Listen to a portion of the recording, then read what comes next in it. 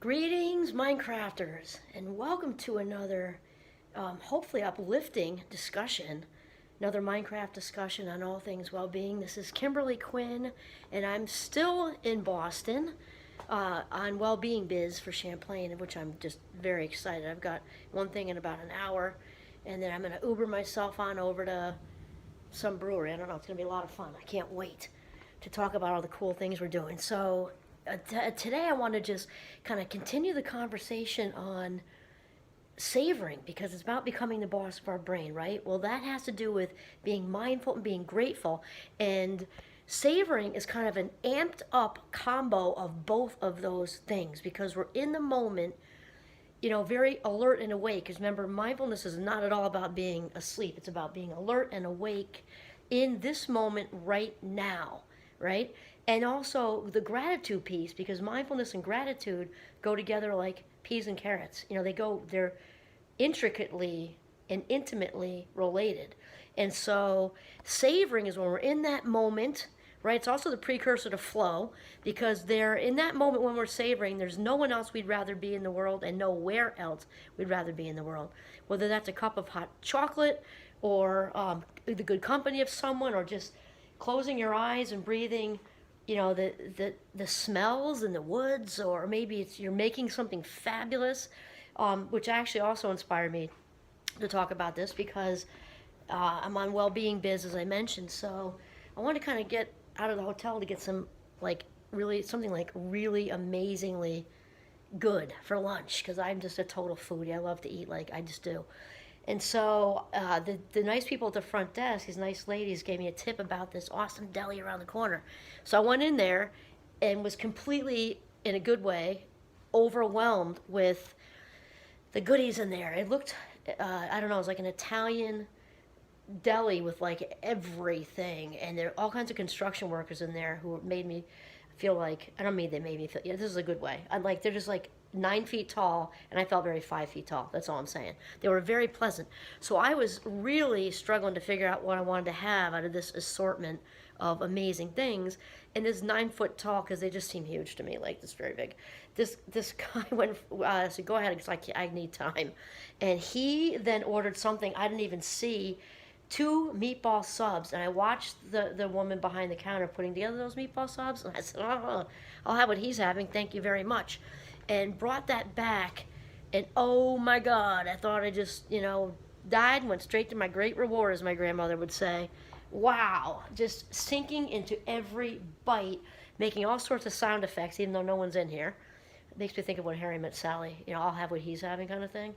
Oh my gosh, so savoring is in it, and the thing is, it's also when we savor, let's say with my meatball sub, it's going in like resilience wise, like self-esteem wise, because there are many people who don't, I know this because I've had so many discussions with especially young adult people over the last almost 12 amazing years at Champlain. Lots of them, and I know it's true for seasoned folks, I've had talks with them, conversations with them too, who they have a much easier time thinking about taking care of and loving other people, but have a really hard time doing this with themselves. And here's the good news with savoring. This is a good kind of like baby step to self-care, because you can, and starting out with hot chocolate or a meatball sub or whatever.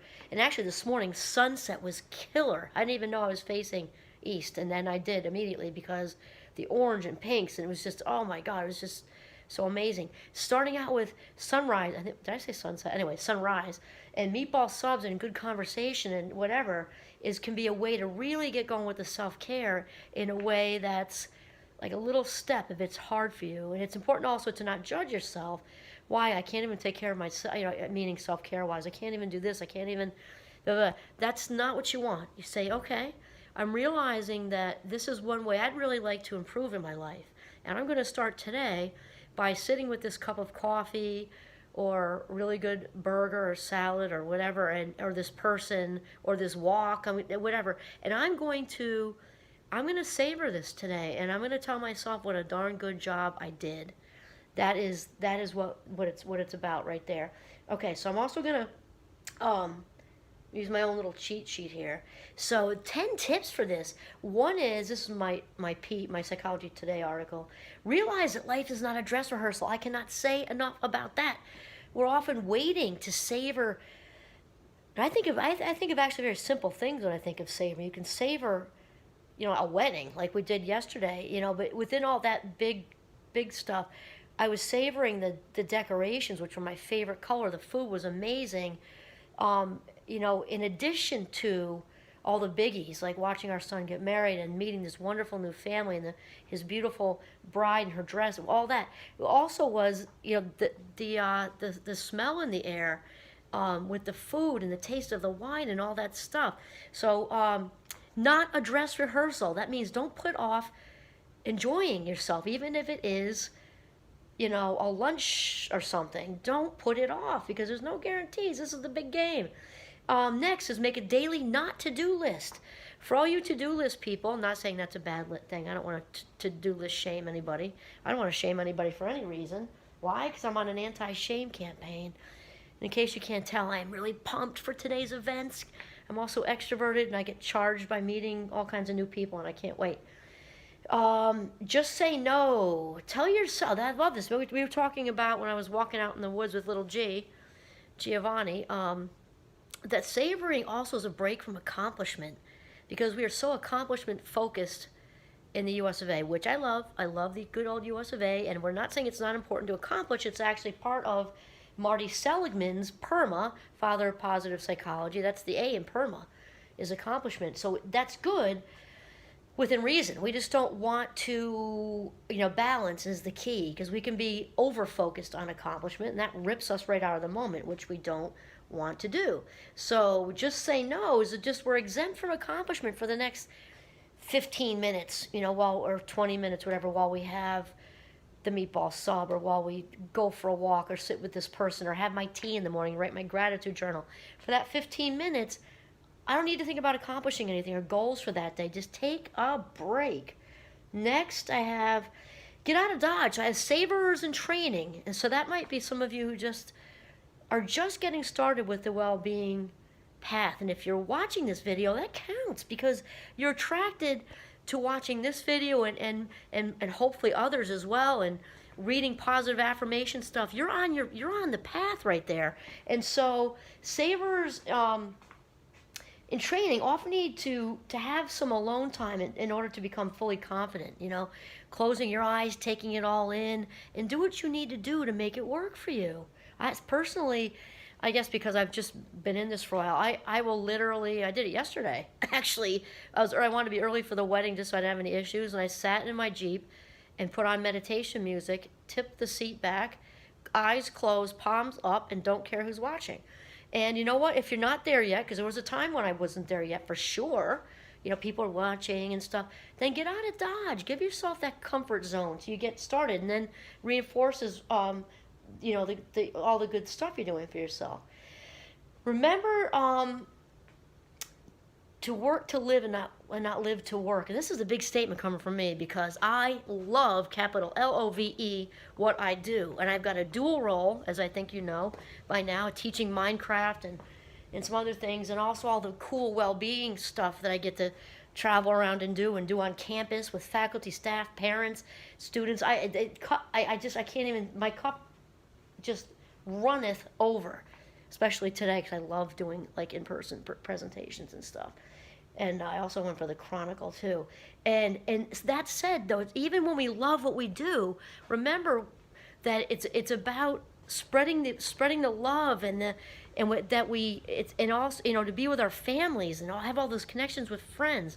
If you've got overlap like I do, good for you. But it's very important to remember that it kind of goes back to the first one, which is life is not a dress rehearsal, for sure. And then we already did this one. Start with food, because savors and training, that's like a concrete thing that's easier to do, especially if it's hard for you, because you can hold the hot tea or hot chocolate in your hand and then really have a more savoring experience that way versus in something abstract. Have let go of time. While you're in savor state, consciously let go of anything else. Be there and then when you're ready, re-enter the world as you know it. the world will continue to spin without you and me. It's just true. Close your eyes and just take it all in. And then I have become an active listener, which is super related to mindfulness because we're actively engaged, fully attenuating to that person or people who are with us, and savoring those we love is dependent upon focusing on them and what they're saying. It's rather than thinking of what we're going to say next, or even if it's good, you chiming in with some really good advice, good tips. Take some deep breaths and just wait. And this is one with my fast mind. I'm constantly working at that because I feel like I'm like 5 steps ahead and I just want to like jump in, and it can be difficult at times. But think about how good it feels to be actively listened to. When something is super exciting, you want to share it with somebody, and just share it with somebody you know who cares that you just had this exciting thing happen. Or if it's the opposite and it's a heartbreaking thing, there isn't a better feeling in the world than having a broken heart validated, or when you're lonely or just sad about something, or it's just so important and a big part of the whole savoring experience. And then I have embrace a brief phone fasting. And we all know how I feel about the cell phones. I make videos with them. I'm not on it much unless I'm uploading this video, because that's how I know how to do it. Brief text with kids, and that's it. Unplug the drug. Unplug the drug. It has to be all the way off. If it's not all the way off, you can hear the bings, tings, and ringtones and all that, and it's gonna, even if you're like you're wanting to abstain, your one eye's like, but what, because the brain does not shut off. The brain is thinking, who is that? What, I'm FOMO, and I'm trying to ignore it. It's having this conversation. The phone has to be totally off for you to have this experience. And then the last one is this making savoring an actual lifestyle. So it starts out by doing some of this little stuff with the hot chocolate and working into like really and actively listening. And remember too that it's about progress and not perfection. Okay? The P word, meaning perfection, is a very bad word. You're better off dropping the F-bomb than saying that awful word. So that means if you savored the tea today, you had a really good conversation with somebody, even if it was 2 minutes long, and you actively listened, and then you kind of fall off the savor wagon, by this afternoon, so what? The fact that you were savoring, a couple of your life minutes is a step in the right direction. Remember how much the brain likes patterns. So the more we savor, the more we will continue to savor, because that behavior is strengthened. The thoughts are strengthened, and the feelings and the behavior are all strengthened, because the brain, it's kind of like giving a dog a cookie, and it likes that, all that repetition, and it'll get easier and easier to do. So, like anything else, we need to practice savoring. What did I write here? The next time you're in a hot shower or delightful bubble bath, savor it. A warm and crackling fire. I love a warm and crackling fire, especially this time of year. Savor it. 5-star sex with a loving partner. Savor it. Transcend time and feel the joy. Okay, this is about practicing, because whatever we practice, we inevitably get good at. So if you want to have a savoring lifestyle, which remember is mindfulness and gratitude amped up, okay, and it feeds into our feeling of original worthiness and self-value, which is all wrapped up in savoring. So I guess that's it. This is Kimberly Quinn signing off from the beautiful Boston, Massachusetts. Have a mindful and savoring day.